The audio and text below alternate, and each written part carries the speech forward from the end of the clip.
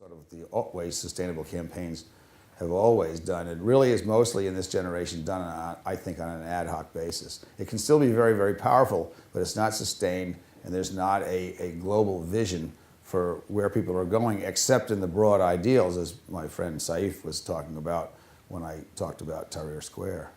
So, Ann, what does the Center for American Progress do specifically to encourage young people to not just participate around issues, but to get out and run for office themselves and try to put that energy behind a young candidacy and make a difference in a city council or in a mayor's office or somewhere else?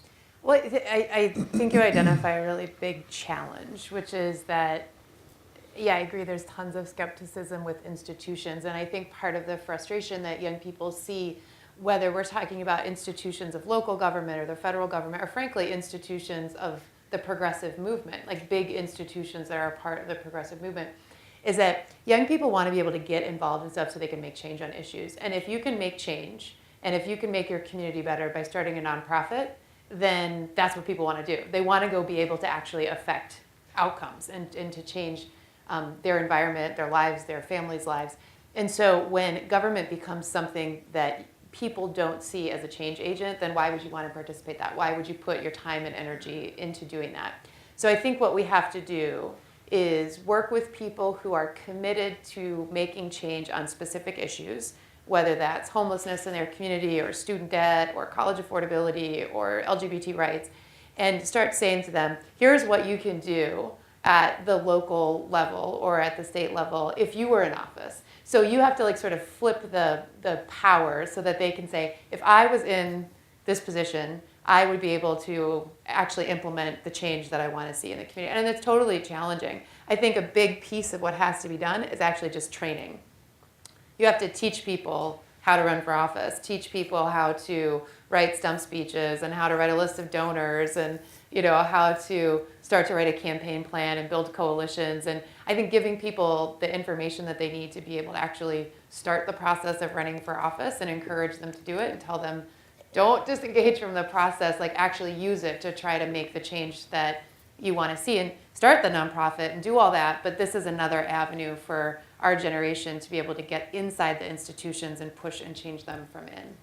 There are a couple of rules I just wanted to just add to this because they really speak to it. One project that we're working on right now is called Representation 2020, which is about representation of women in office, which has some insights about representation of young people. We have incredible underrepresentation of women. Only 10% of governors, 10% of mayors of our biggest cities. Women are stuck at less than a quarter of the state legislature for the last 20 years, hardly sort of moving. And a lot of it is how people get started and who invites them in and what associations of people are there trying to recruit people. So it's not just about putting yourself forward. It's like being with other people and finding an avenue and women being sought and urged to run early and then sort of getting on that ladder that people rise from state legislature up to governor and so on. And so that I think it's about association. It's about how people come together and how people come together early and how we have kind of more political association for young people gets to this question about how we can maybe use the internet creatively to do that, which what Nate Daschle would have talked more about. But then also access to the system as potential candidates as well. And I'll just finish with one quick story from our own situation here in Maryland, where I have a state legislative district with 3 seats. All of the incumbents ran 4 years ago, and I think there was maybe one long shot candidate that tried to run against them. This year, one of them stepped down, and there's about 12 candidates running to kind of jump into that position, and they're 8 really good candidates or something.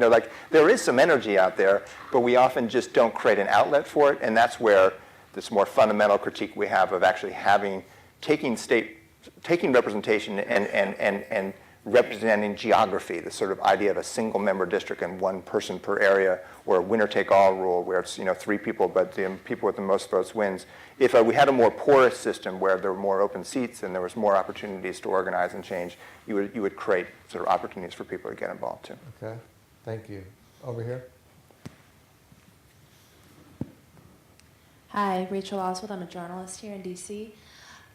Maybe a couple of you caught the essay that ran in the Daily Beast a few weeks back by, I think it was Peter Baynart, where he was making the argument that because of the events that happened in the last decade, the war in Iraq, the failure to respond to Katrina, the failure to prevent the recession, and then the failure to hold the people who caused it accountable, millennials have been shaped irrevocably to be kind of skeptical of small government and kind of pro-populist.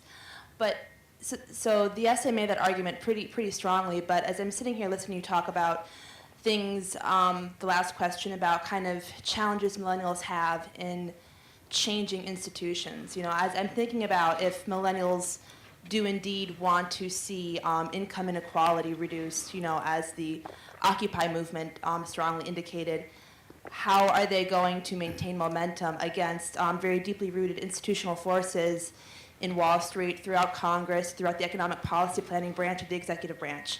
These forces that are strongly, for maintaining, wealth accumulation by, a small percentage of the population. That's going to be the fascinating tale. They've already proved that they can, on an ad hoc basis, force corporations to reduce their behavior. And the Verizon and the Bank of America $5 debit charge and stuff like that. Now they're also proving that they can require corporations to adhere to social policies they agree with.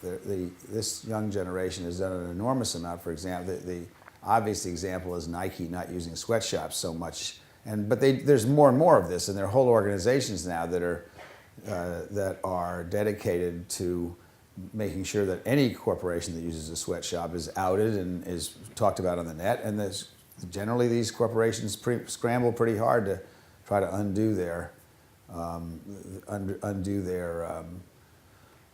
reputation that they're earning in your generation for exploiting people. Even in politicians, and I talked about before, the person who pulled up the cell phone when Mitt Romney made his 47% speech. So it is going to be hard. What we have built in this globalization is a huge corporate interest. I remember when I was in college, one of my friend's fathers, who was very smart, once said, he was a small manufacturer. He had a plant in Chambersburg, Pennsylvania. And he said, by the time you're my age, corporations will be stronger than national governments. And that's by and large true for most, the size of, not this government, but most countries. I think the story of this young generation, the first globals, is going to be undoing some of that corporate power, or at least harnessing it to be more responsible. And it'll be very difficult because the corporations clearly have the upper hand right now. I'm just not completely convinced that they always will. Yes. Do you think the issue is also that millennials don't realize the power that they actually have outside the system? I mean, we talk a lot about the power of the internet, and we see, for example, startups using crowdfunding to raise money. Is it a question of just millennials building an audience and a voting base prior to even running for office, where you could do that on YouTube, you could crowd vote, so that by the time you're actually ready to run for office, you have an established constituency that's just waiting for you? Is it a question of we're still early on in the stage of the power of the internet and what we can do, and that millennials haven't realized that we don't necessarily need the institutions, but we could build outside the institution, and then election day bring 200, 300,000 voters to the polls? Yeah. Well, I think that this idea of young people realizing their power is incredibly important. I mean, to your comment earlier, like how do you sustain these sort of long-term movements that have happened? I think that like Occupy, the young people that went and were in the park changed the conversation, and they changed the dialogue. Now, whether or not Occupy long-term is what it is and all of that, we can have another conversation. But the reality is that act of sort of pushing the conversation and taking a stand changed the national dialogue. You look at the Dreamers, right? The Dreamers saying this immigration reform or immigration's broken in this country.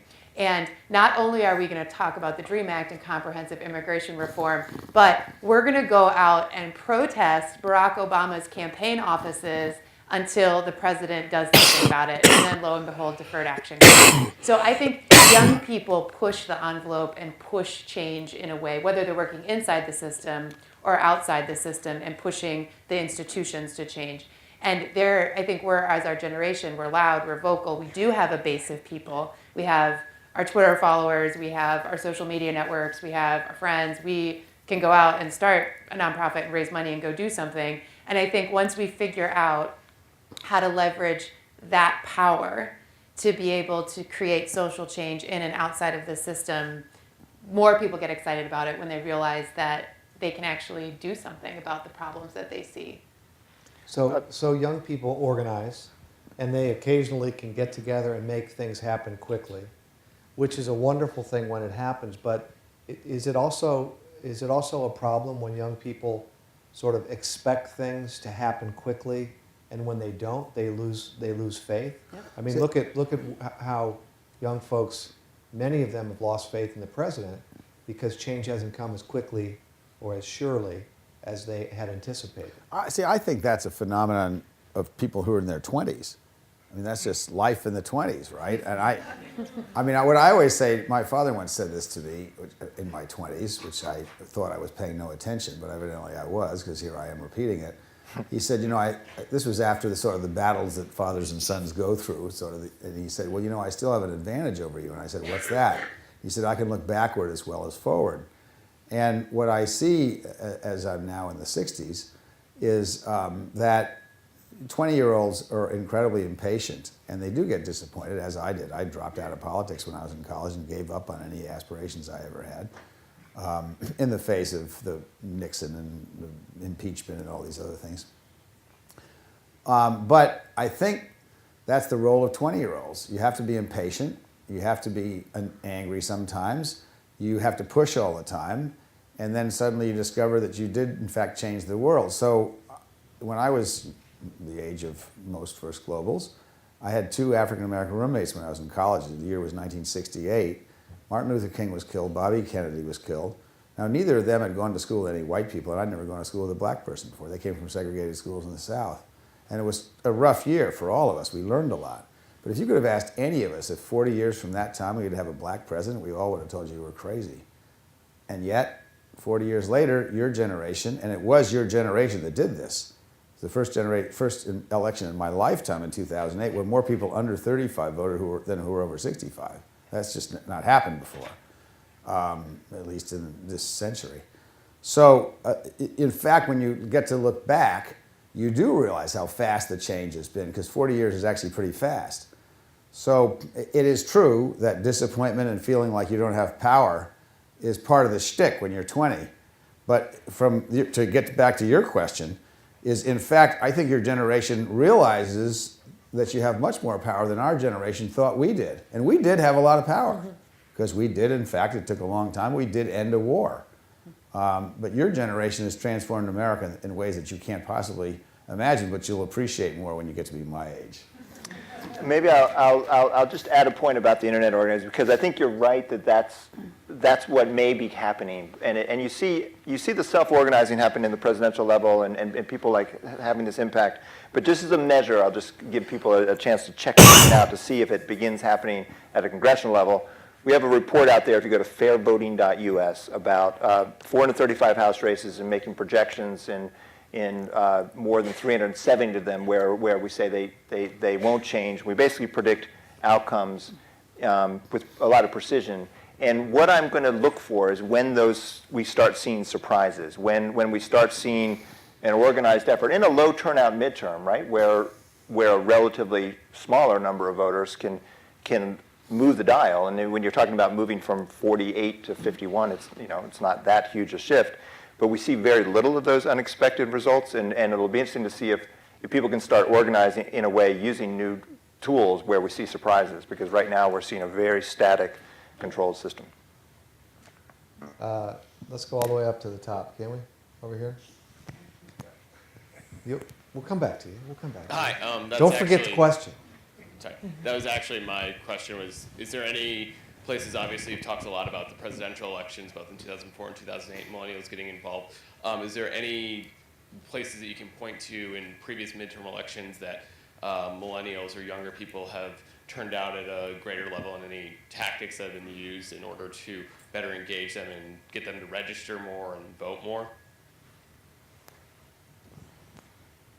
We have a lot of experienced people up here. Former chair of the Democratic Party. Do we have a good example from Well, 2006? I mean, the most stunning one was President Obama, and it wasn't all young people, although young people was the biggest surprise. I mean, he rewrote the map to have Virginia now, and then North Carolina was and will be again because of the behavior of their legislature. I think there's going to be a huge backlash in North Carolina in this election. I think that's not just young people, but there is a sort of a liberating.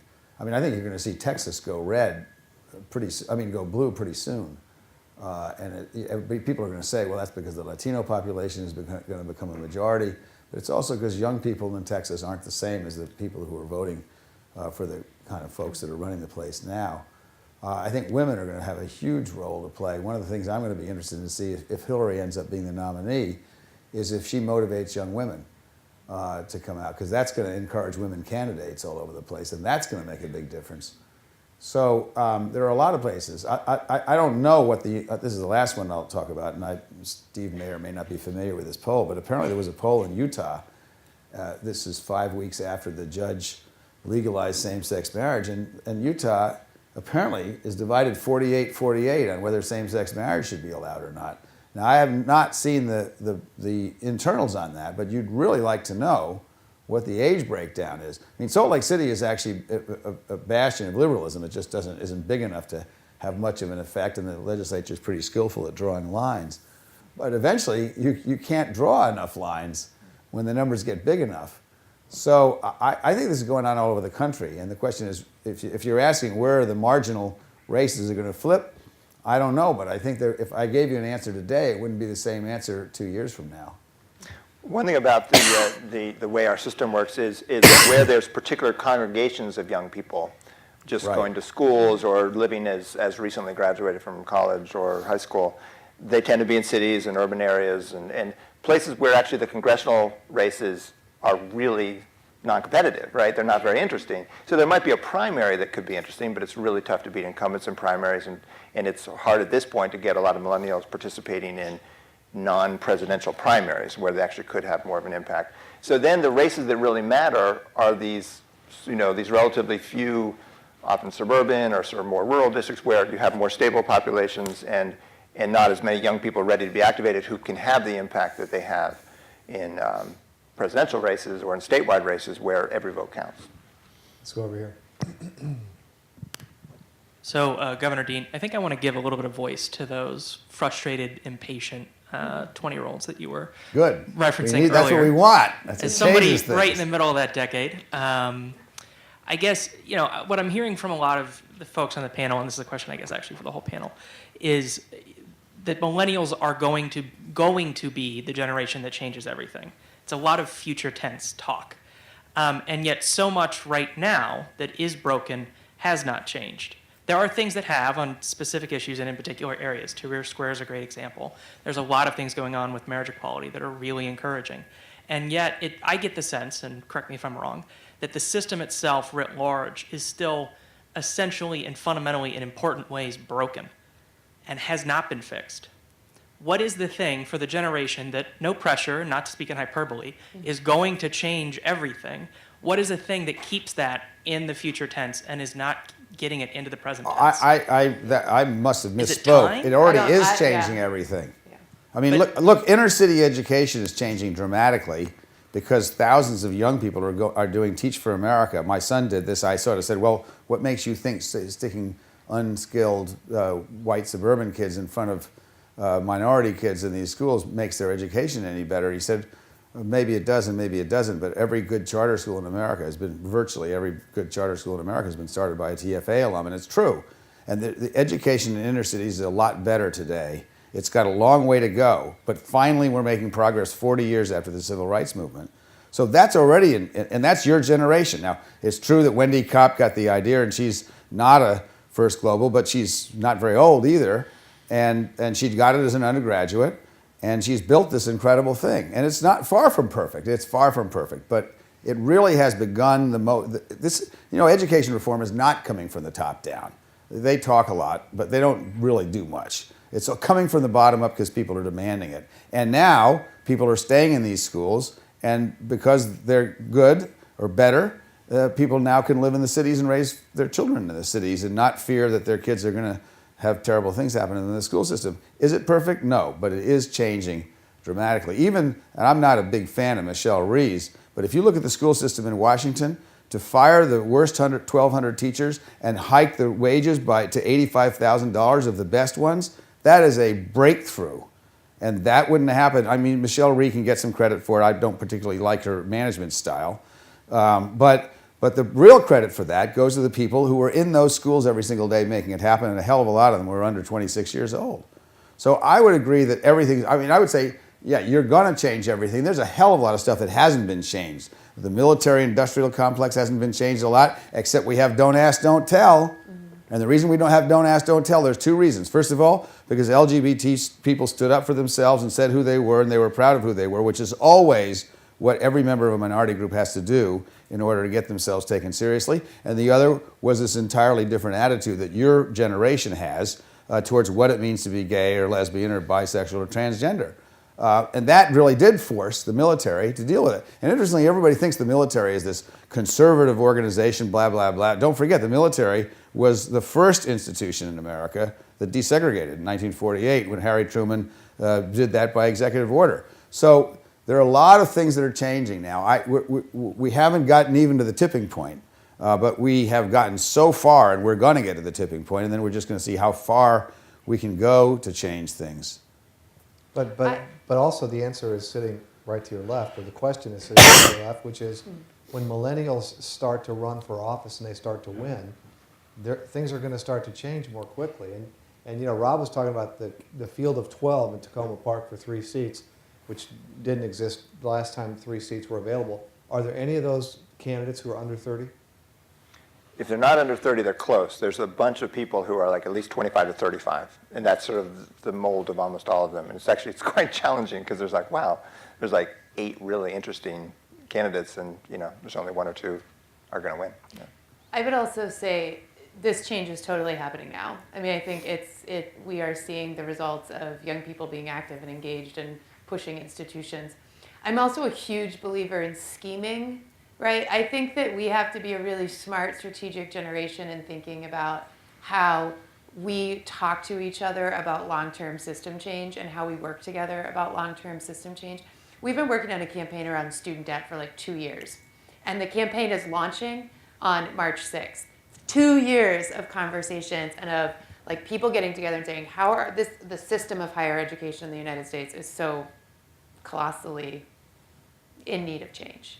That there's so much debt, there's so many sort of players who are making so much money off the system, and it's a big beast. And to figure out how you change a long-term, like a big system like that, takes some really sophisticated long-term organizing. So I think while rapid response, big, fast campaigns are important and needed when things are happening, we also have to be smart and strategic about long-term change. And if that means like get the 10 or 15 or 20 or 30 smartest people together and start having conversations about, okay, like in 20 years when we're running all of this stuff, if we're not running it now, how are we going to behave differently? How are we going to do things differently? How are we going to change the system? And let's start doing it now, because like 5 years goes by fast and 10 years goes by fast, and pretty soon all of the people in this room are running stuff. And then you all know each other and you have relationships with each other, and you can actually push from both inside and outside of the system. So scheme a lot. Let's go over to this side again. Why don't we come down all the way? Just yell if there's no microphone handy. I think the gentleman's coming. Thank you, sir. Hi, good evening. My name is Dash. I'm a student at American University, and I'm also a community organizer. My question is, and a big challenge we have, is we've seen in the last few years, we've seen what happens at the state level and at the local level when the wrong people get elected to office. I'm also from New York, and we see what happens when the right people get elected to the office at the local level. How do we engage millennials to vote in local and state level elections, and not just once because they like a dynamic candidate, but to keep them voting time and time again? Great question. Yeah, it's such a good question. I'll just add a couple things, but there's no one answer to this one. But part of it is we have to transform what we know about local elections and local government. And New York City has a lot of media there, but a lot of localities have worse and worse media, or media that fewer and fewer people see. It might be newspapers are in such a difficult position, and we haven't really transitioned into what's next. I think that we could do a lot more in our schools to talk about local government, but also talk about how we can connect into government. We have a specific proposal that just is an example of a structural change that can do something. Is in our town, we moved to 16-year-old voting, which is actually becoming an international norm, or not. It's not a norm yet, but I think it's heading that direction. We've seen several countries do that nationally. The UK will probably do it in just a couple of years. They're doing it now in Argentina and Austria and so on. But the thing that's interesting about that change is that it means that when you're in high school, some people are starting to get to vote. And you're in your community. You haven't gone off where you're in a more displaced place. And so we did it in our town. The turnout among 16 and 17-year-olds was twice as high of eligible voters as it was for 18 and up. And part of it was novel and exciting and kind of interesting to do, but also, they're there. And we hope that participation will change, and that could be done at a local level. Maybe don't do that yet for state and national. We might at some point, but that's not a be-all, end-all answer. But it's the kind of thing that we should look at. I think also we have to not wait for candidates to come talk to us and go push ourselves into the electoral process. And I think, I do a lot of training with young people who are kind of getting involved in political organizing, and I always tell people, think about doing politics the same way you would plan a party, right? If I were planning a party at my house, I would not walk around and pass out flyers to strangers that I'd never seen before. Or I wouldn't just put up an event on Facebook and hope that some random people would show up, right? If I was having a party at my house, I would figure out who I wanted to invite, I would call them, I would confirm them over email, I would text them, I would make sure that my friends were coming at a certain time so I wasn't there by myself. I mean, we know how to organize, and if you take all that context and you take that work and put it into a political context, that's a really good field program right there. So I think if we have to think about engaging our generation in local elections using what we know about how we turn out our friends in all the other parts of our lives. And if we sit back and wait for candidates to come to us, then they're always going to say, well, those young people don't vote, they don't turn out as much, and it's the cyclical problem. So I think if we make a commitment to talking to our own generation about the political process and participation, that we can actually go run the kinds of campaigns that we know how to run and get young people engaged and involved and get them the information that they need to participate. So we only have time. Let me just tell you that we're going to end this after one more question, but we're going to all move upstairs and have a little drink and fellowship. So anybody who has a question that we don't get to can ask it when we get upstairs, okay? So the next question is going to go to right in the middle. Hard one. This woman right here in the middle.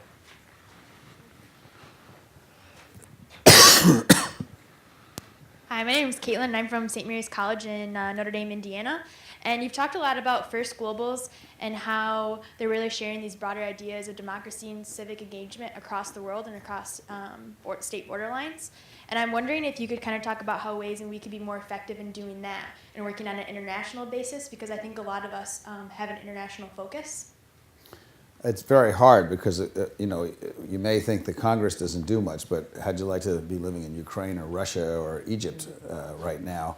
The forces that want to do things the old way are very, very strong. And especially in countries where the democracy, having a democracy which mostly permits gradual change so that the forces of conservatism don't have to give up everything all at once,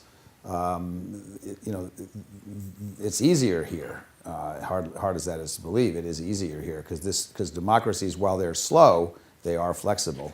That's less true in a lot of places that aren't democracy. There are an enormous number of things you can do, and I'll tell you one of them. I'll give you an example. There was a young lady who graduated from LaGuardia High School in New York, went to the University of Vermont, went to South Sudan when she was 18, came to the realization that the way America did foreign aid made people more dependent, not less dependent, started our own foreign aid organization called Sparks Microgrants, got together with 2 or 3 friends. They now expanded to Burundi and Uganda, and so they have 3 places where they basically send people into the field, local people. They hire local college graduates, many of whom can't find jobs, send them into the field. They're not allowed to suggest anything to the villages. They basically find out what they want, get them to create the structures of how they're going to do what they want, how they're going to maintain it. They get a one-time small grant. Now, this is life-changing. Not only are they going to get a bridge or a school or a whatever it is, they're going to be in charge of it, they're going to run it, and the whole village authority structure comes. Because usually what happens in these places where the men run everything and the women do all the work is the men come, they they talk a lot. The women come, they don't say much. And as things go on, the women are the ones that that solve the problems, and then the women end up running it. So this is this is life-changing. And in some ways, in an international, and what I tell her, because I help her make this institutional transition, because she doesn't want to spend her whole time filling out forms for health insurance now that she has 100 employees, what I tell her is, stay out of politics. Do not get involved. Do not piss off Kagame in Rwanda. You're already changing Rwanda more than anybody could imagine simply by changing the authority structure in the village. And that's really how you do this. And in many ways, especially now, even in the United States, change never comes from the top down. It just never does. And people who think it does always get disappointed. How many of you thought Obama was going to change everything? Now, Obama, you will find out about 15 years from now that Obama actually changed a whole lot more than you thought he did. That's true. But it's frustrating to you because you think that the pace should be much faster. And as 20-year-olds, that's your job, is to demand faster. I want you to keep doing that, otherwise it'll never happen. So the whole world can be changed. There is this wish out there to do it. All these kids from Rwanda and Uganda and Burundi that are changing this, they're all learning a whole different way of doing things, and this is going to just magnify, and it's not going to go away. And yes, you can repress it with violence, but you can't turn the clock back on what people believe. And what they say, which of course has been said for many years, is you can kill a human being, but you can't kill the idea. And this idea, I think, has continued to go further. So, I'm not even that. I'm going to Skype with Saif sometime in the next couple of days to find out. I think El-Sisi running for president of Egypt is certainly not a step forward. But I'm going to find out what his take on it, because I doubt very much that he's given up hope. And your generation is disinclined to give up hope, as far as I can tell, because you've had a lot of success already, and you can continue to have it. Okay, so Rob and Governor, thank you so much for coming. Thank all of you for coming. We'll see you upstairs in a minute. How about that?